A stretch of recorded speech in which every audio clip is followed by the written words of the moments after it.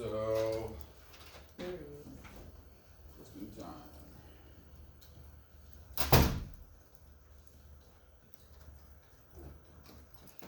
All right, so this is in, you guys are all members of CTech IT, and this is CoffeeRun Chapter 12. So I'm not going to do 13 because 13 is the remote data store.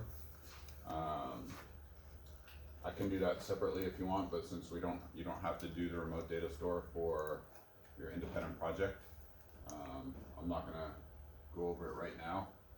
So this is the index.html file. At the top here, right, the first thing we do is include Bootstrap. I'm gonna make this bigger. So all that does is, hopefully as you know, is makes a lot of the CSS easy to use and consistent. So like all our forms are gonna look the same on different browsers. They're gonna have nice rounded edges. We can do a lot of other things in Bootstrap that we're not doing, but it just makes creating the fundamentals of a web page, like forms and menu bars and stuff like that, really, really easy and really consistent. So that's what that does. The next line, styles.css. The only style we're really using in CoffeeRun, we're not doing a lot of styling, partially because Bootstrap takes care of a lot of that for us. But basically what this is saying is if we have a form and it has focus and it's a required field and it's also tagged as invalid, then we set the border color to red. So it's just one, this is the only piece of CSS that's required for CoffeeRun. You are absolutely free to make CoffeeRun more fancy if you would like to. And I think for the silver challenge, you do have to add a little more CSS for several of them, but for in this case, that's all it is mandatory. It's the only CSS. So going back to index.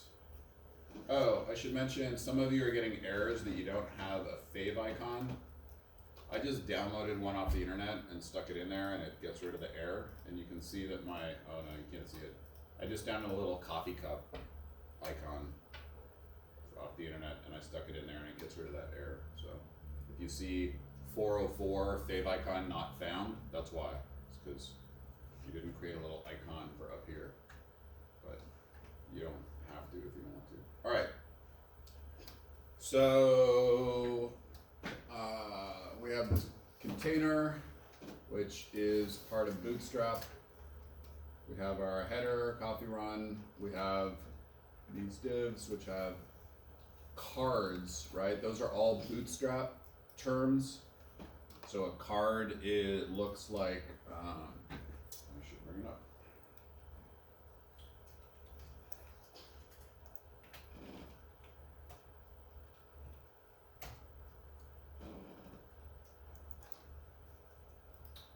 Right, so this is a card, this thing right here with a little light gray outline.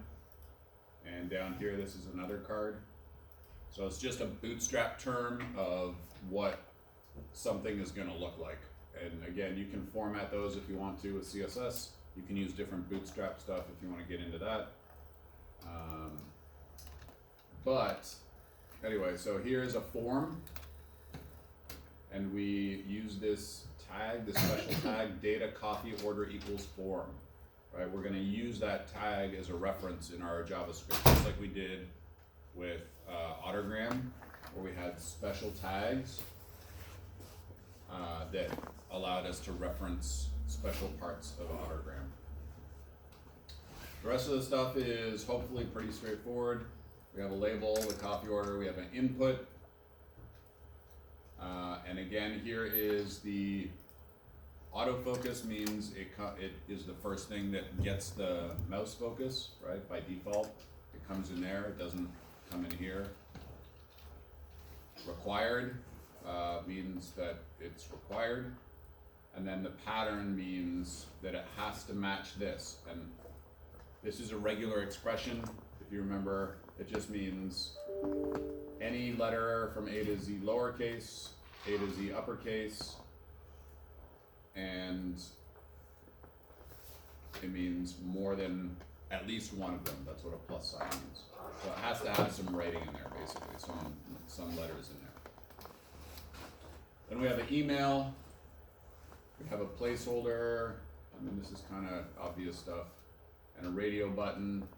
Hopefully this stuff makes sense to you. If you have questions about this, just ask later. And the flavor shot, same thing. It's a selection instead of a input. Right, so there's just slightly different ways of inputting data. Right, you have a selection instead of a radio buttons. So in your independent project, I would like to see different kinds of inputs. That's in the rubric. I'd like to see a text input. I'd like to see at least, I don't remember if I said 2 or 3 different kinds of inputs. So show me that you understand how these work. And then we have a submit and a reset. Obviously those are both buttons. And then below that, we just have, again, another card. So this down here, pending orders, is another card. And it doesn't have anything in it right now. Obviously, I haven't submitted any orders because we're gonna add all of that with JavaScript. So let's go to truck first.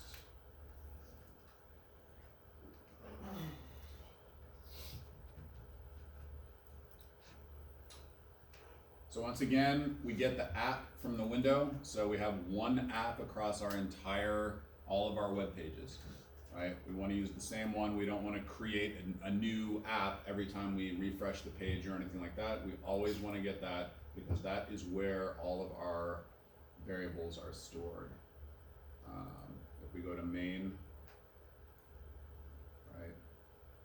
We get the app from the window. We create all of these: truck, data store, form handler, checklist, and validation. And then at the end of each one of these, we put them back in the app. So if I go into, where was I, truck? Right, at the end of truck, we make sure that the window app is the same app. The app, the truck that we have created, the data store that we've created, is stored in the window and is in the app. It's the same one we use in every single script. So that's what this app does, if you remember from when I went over that a few days ago. So all that this truck does is it acts like a little database, right? It has an ID and it has what we called a DB. And all the DB is literally a way to store key value pairs. So if we create an order, right, we print this out to the console, and then we add the email address is the key, and the order is the value. And if we deliver an order, we basically delete it. So all the truck does is essentially holds a little data store for us. It's an abstraction of the data store which matches what we need. So there's only 3 functions in here. There's create order, deliver order, and print orders. All right, so how does it actually do this, you might ask? That is a good question. It uses a data store. So the data store, all that it does when you add something with a key and a value is it puts it in a dictionary. So unfortunately the video won't see this, but JavaScript, Python both have dictionaries, and all it is a big list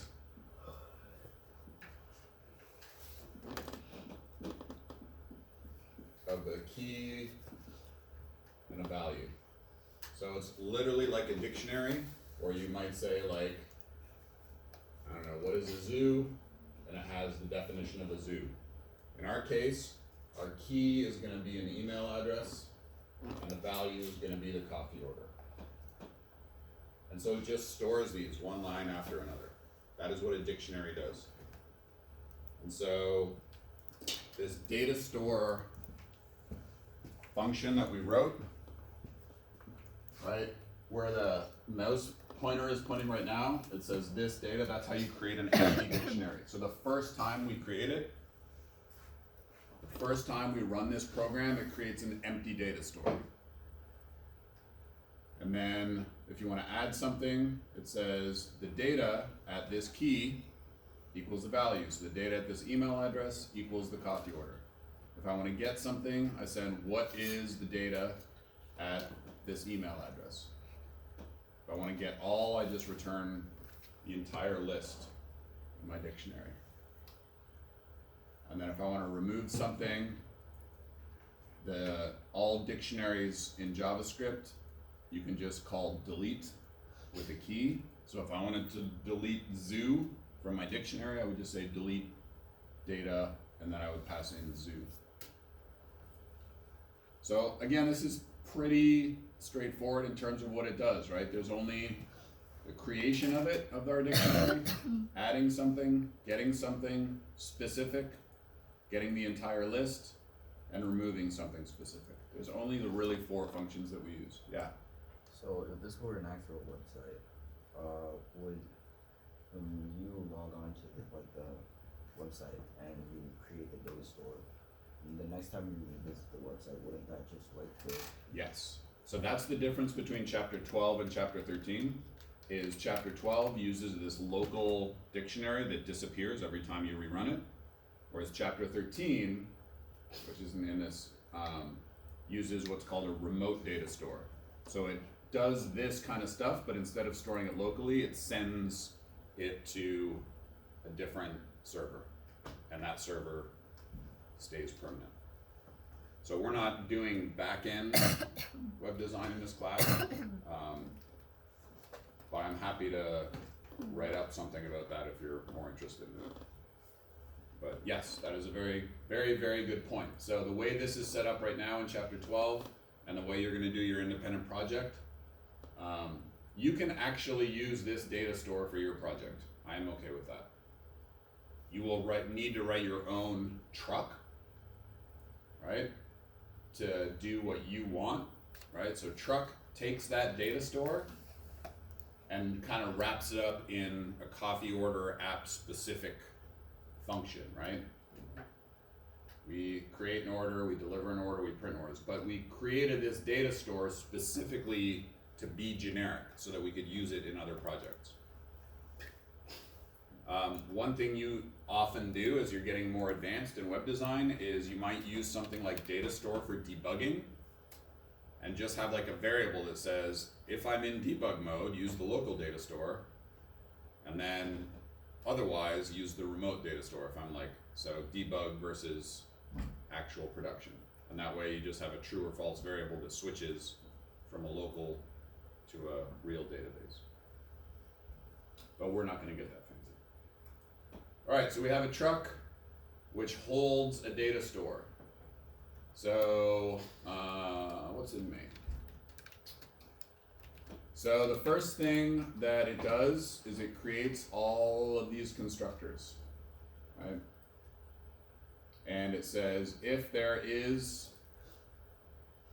a truck in the app already, then let's make sure we're using that.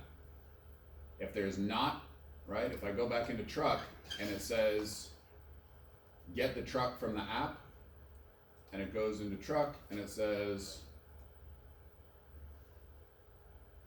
oh, there's no app yet, create a blank one and send that back, right? So the first time it runs, it creates an empty one, right? Same thing here, if there's no truck, it creates a truck with a truck ID. I think we created one, I used the number 1, 2, 3, 4, 5, but you can use whatever you want for your ID, yeah. So it creates a new truck and a new data store. So like Deng said, if you run this program again, it'll create a new data store. And if you run it again, it'll create a new one. There's no, as of chapter 12, there is no permanent data storage. It just creates a new one every time you run the program. The form handler looks for this thing right here, the form selector. What is that? Oh look, data coffee order equals form. So back in the HTML, remember I said we use custom tags to find things? This was our custom tag that we used in the HTML. So when I say, create this new form handler with this, it's gonna say, all right, what does form handler do? Find this guy and do something with it. We don't know what yet, but it's gonna use this to find the form to do something with. Same thing with a checklist, right? We wanna use the checklist at the bottom of the page. It has this custom tag in the HTML that tells it what checklist we're looking for. And then all we do in this main script is we add a click handler. So if you check the box in the checklist, it delivers the order. And if you click the submit button, it calls this function right here, this anonymous function, with whatever you pass into it. And what you pass into it is a new order. So it calls create order, and then it adds a row to the checklist. So the main functionality is pretty straightforward. If you click the checkbox, it delivers the order. If you click submit, it creates a new order, and it adds a row to the checklist. So the question is, how does it actually do that? All right. Form handler. When you click the submit button, it writes this out to the log. It says, when you click submit, prevent the default, right? Usually when you click a submit button, it sends all of the data to the server. We don't really want that to happen. So just like in Autogram, when you click one of the pictures, we didn't actually want it to go to a different website. We use this prevent default. So it doesn't do the default behavior for a submit button, it does what we want instead. So it creates a blank dictionary, and then it goes through this entire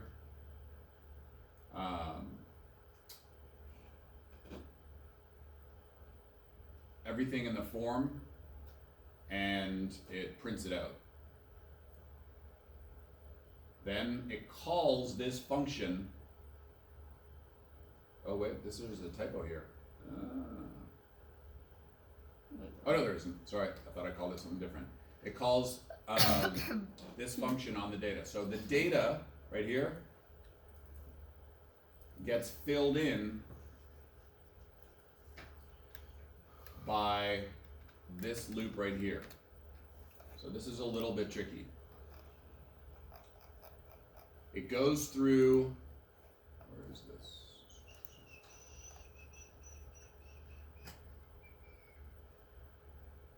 Here we go. So when you create a form handler, you have to pass in a selector. What is the selector, you ask? We create our form handler here. We pass in a selector. That selector is that special tag from the HTML. So when we create this form handler variable and we call this constructor, we have to pass in that little tag of HTML to find which form we're talking about. If we don't pass it in, it throws an error. And we tested that, hopefully you tested that while, oh, I can delete that probably. You tested that while you were creating it. Okay, so we know we have a selector now. So we use this jQuery, this special $sign, right? jQuery, to find that selector. So jQuery is really useful for finding stuff in your HTML. So we find the form element by using jQuery. If the length is 0, right, that means it couldn't find that form element. What the jQuery does is it returns you a list of all the things that match this selector. Hopefully we only have one form in our HTML page, and it will return that. If it doesn't find anything, obviously the length of the list will be 0. These are all the things that it has found. So if it doesn't find any, it says could not find element.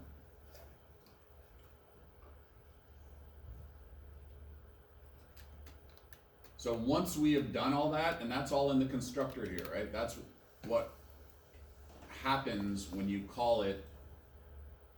All of that happens in main.js right here when you say new form handler. That's the constructor. It calls it with the selector.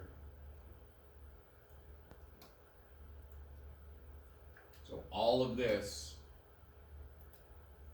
happens when you create a new form selector, a new form handler. So it stores that form in this variable right here. So when we get to add the submit handler later on, it knows that this is the form that we're talking about.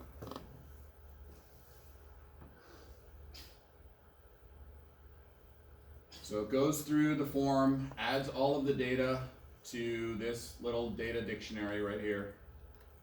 This is the key, and this is the value. So dictionary, just like we were talking about before. When we add the submit handler, so let's go back to main for a second. Add submit handler. Remember, we created this function. This is the function we want to run when someone clicks submit. All it does is create a new order and add a row to the checklist. So it's basically this anonymous little function that we want to stick on the submit button. This gets passed in to this function to add submit handler. So this is like a little box that we pass into this, that we stick on the submit button. So when you click the submit button, it calls this function func. That's what we want to have happen.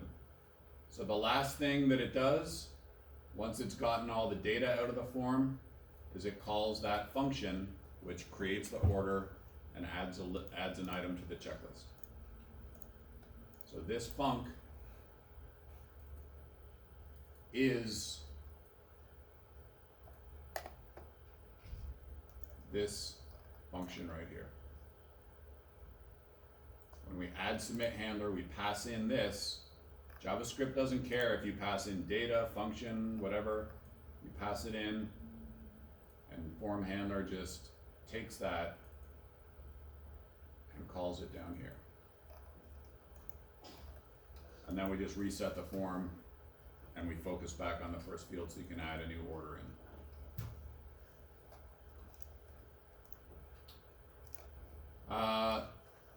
The other thing that we do is we add an input handler. And so the only point of the input handler is to verify that the email address works. So usually you would have a lot more in here in a real web application, like you would be checking credit cards and addresses and phone numbers and stuff. So this is just an example of what you would use an input handler for. So the submit handler is only on the submit button. The input handler, in our case, it just checks the email address, whether it is, it calls the validation thing. So we're going to go there in a second. So go back to main.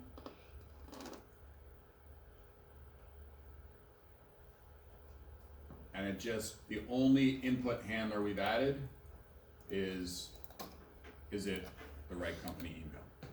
So again, you might have like credit cards and phones and all this other stuff, but for our purposes, we're just using it as an example to check company email. So let's look at validation.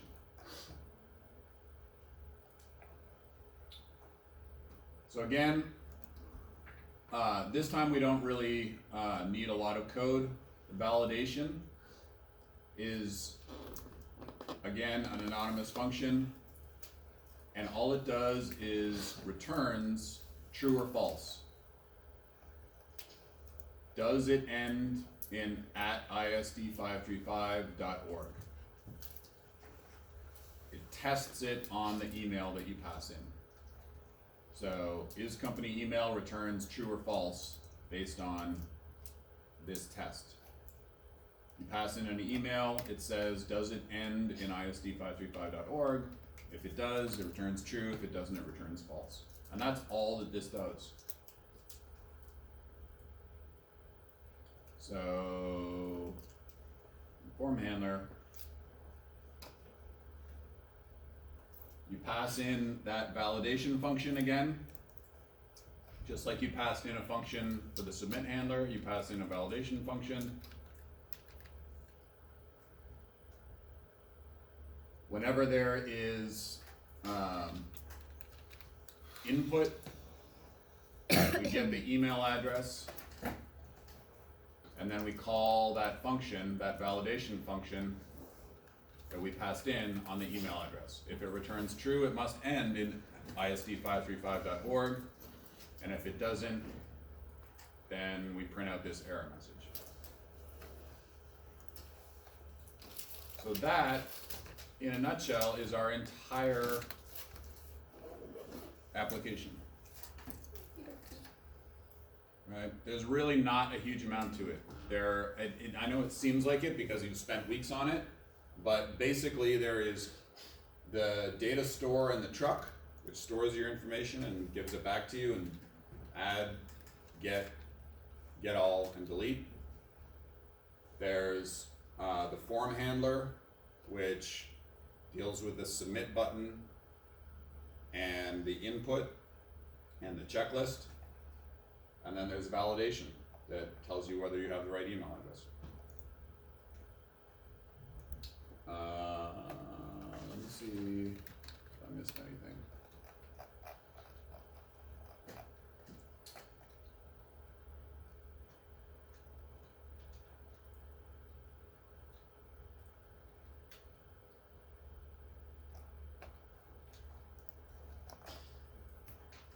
Checklist. Forgot about the checklist. So again, the constructor, you have to pass in a selector, right? So when you try to find your checklist in main, you create the checklist here, you need a checklist selector. It's the same thing as the form selector. You have to find that piece of HTML.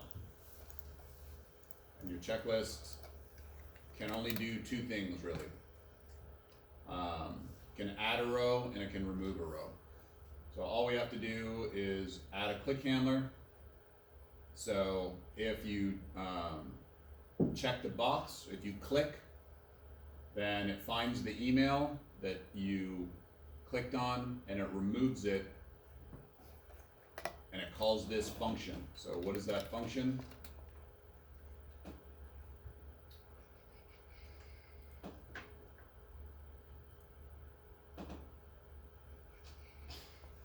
Add click handler, deliver order. So that's where you bind the deliver order to all the checkboxes in your checklist. Because in checklist, when you add the click handler, you pass in deliver order. So when you get a click on the input, it gets the email, it removes the row from the checklist, and then it calls deliver order on your truck, and it deletes it from your data store. Add row gets called when from the submit button. If there is already an order from this email address, it calls remove first, otherwise, and then it adds the new row and appends it to the HTML.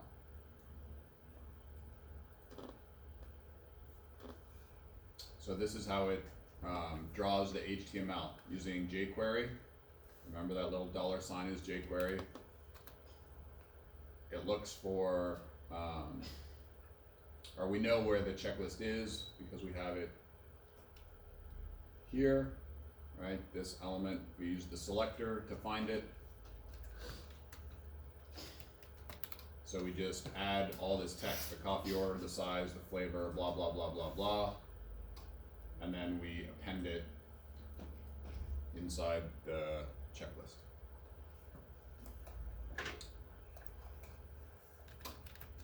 Any other questions on how this works? So there's 5 things that it does. All right. The checklist, add, remove. Remove calls the trucks remove.